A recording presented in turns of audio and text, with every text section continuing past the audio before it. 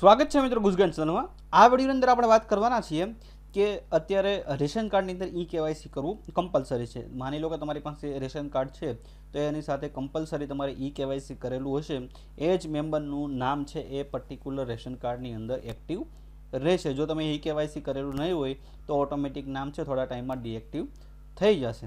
તો અત્યારે રેશન કાર્ડમાં ઈ કેવાયસી કરવું કમ્પલસરી છે। તો આ વિડીયોની અંદર આપણે વાત કરવાના છીએ કે તમે ઈ કેવાયસી માટે એપ્લિકેશન આપેલી છે તો એનું સ્ટેટસ તમારે ચેક કરવું હોય, કેમ કે એમાં તમારે કોઈ મેસેજ કે કોઈ ઈમેલ કે કોઈ કોન્ટેક્ટ છે એ બાજુથી આવતો નથી। તમે ઈ કેવાયસી માટે એપ્લિકેશન આપો છો તો ગવર્મેન્ટ તરફથી કોઈ રિસ્પોન્સ આપતો નથી, તમારે જાતે તમારું સ્ટેટસ છે એ ચેક કરવાનું હોય છે કે લિંક થયું છે કે નહીં। અત્યાર સુધી કોઈ મેસેજ આવતા નથી। તો આ વિડીયોની અંદર આપણે વાત કરશું કે તમે ઈ કેવાયસી માટે એપ્લિકેશન આપેલી છે અને તમારે જો સ્ટેટસ ચેક કરવું છે, કઈ રીતે તમે એનું સ્ટેટસ ચેક કરી શકો એની વાત આપણે આ વિડીયોમાં કરવાના છીએ।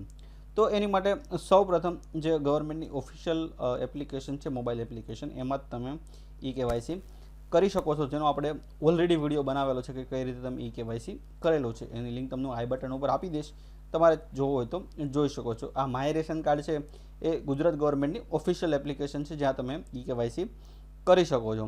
ઠીક છે, તો હું તમને બતાવી દઉં તમારે ઈ કેવાયસીનું સ્ટેટસ ચેક કરવું હોય તો તમે કઈ રીતે કરી શકો। સૌપ્રથમ તમારે આ એપ્લિકેશન ડાઉનલોડ કરી લેવાની છે। આ એપ્લિકેશન ડાઉનલોડ થઈ જાય એટલે તમને હું મારી મોબાઈલની સ્ક્રીન ઉપર લઈ જાઉં છું। તો આ મારી મોબાઈલની સ્ક્રીન છે, એમાં માય રેશન કાર્ડ એપ છે એ તમારે ડાઉનલોડ કરી લેવાની છે। સૌપ્રથમ જો તમારું અકાઉન્ટ બનાવેલું ન હોય આની અંદર તો તમારે અકાઉન્ટ બનાવવાનું રહેશે। મેં આની અંદર ઓલરેડી અકાઉન્ટ બનાવેલું છે એટલે અહીંયા હું લોગિન કરી લઉં છું।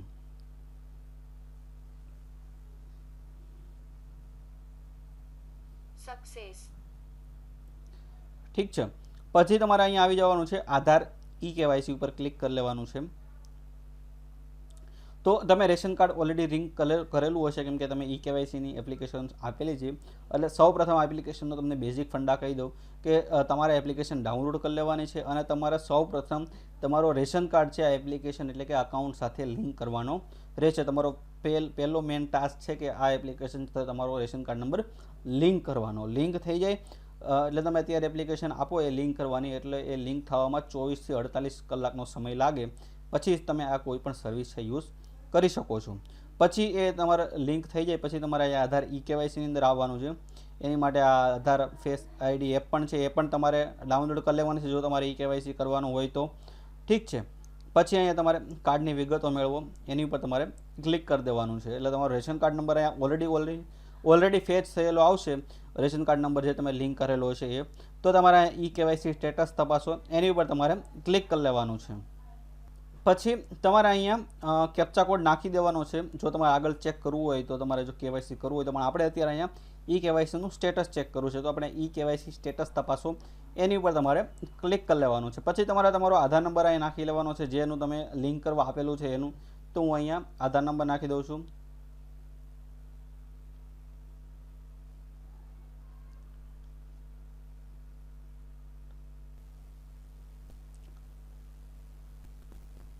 પછી આ તમારે કેપ્ચા કોડ નાખી દેવાના છે 2751।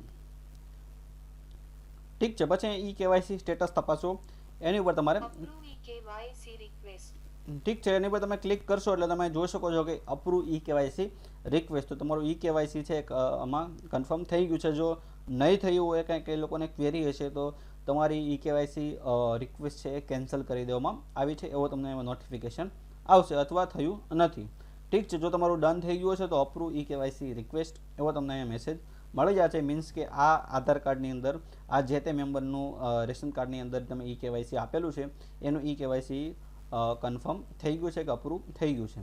ઠીક છે, તો આવી રીતે છે તમારે ઈ કેવાયસીનું સ્ટેટસ ચેક કરવું હોય તો તમે આ એપ્લિકેશનની મદદથી કરી શકો છો। બીજા એપ્લિકેશનની અંદર ઘણા બધા સર્વિસ છે જેની આપણે ઓલરેડી વાત કરી છે, આધાર ઈ કેવાયસી કઈ રીતે કરી શકો, આધાર અને મોબાઈલની સ્થિતિ છે તમારું એનું શું સ્ટેટસ છે એ તમે કઈ રીતે, આપણે અલગ અલગ વિડીયો બનાવેલા છે કે આખી એપ્લિકેશન પણ તમે કઈ રીતે યુઝ કરી શકો છો એની લિંક તમને આઈ બટન ઉપર આપી દઈશ, જેમાં આપણે ડિટેલની અંદર વાત કરી છે। આ વિડીયોની અંદર આપણે એટલું જોયું કે તમારે આધાર કાર્ડની ઈ કેવાયસીની જો રિક્વેસ્ટ તમે આપી હોય અને તમારે જો સ્ટેટસ ચેક કરવું હોય તો તમે કઈ રીતે કરી શકો છો। બીજી આપણે વાત કરીએ કે જો તમે ઈ કેવાયસી માટે એપ્લિકેશન આપો તો ઈ કેવાયસીમાં જનરલી આની અંદર 10 થી 15 દિવસનો સમય લાગતો હોય છે, પછી જ તમારે સ્ટેટસ ચેક કરવાનું છે. એવું નથી કે 1 દિવસમાં કે 2 દિવસમાં ઇન્સ્ટન્ટ થઈ જશે. અત્યારની પરિસ્થિતિ પ્રમાણે આમાં અઠવાડિયું ઘણા તાલુકા જિલ્લાની અંદર અઠવાડિયુંનો ટાઈમ લાગે છે, ઘણામાં 10 થી 15 દિવસનો પણ સમય લાગે છે. ઠીક છે, તો તમારે મિનિમમ અઠવાડિયાની રાહ જોઈ અને પછી તમારે સ્ટેટસ ચેક કરવાનું છે. ઘણા બધા તાલુકામાં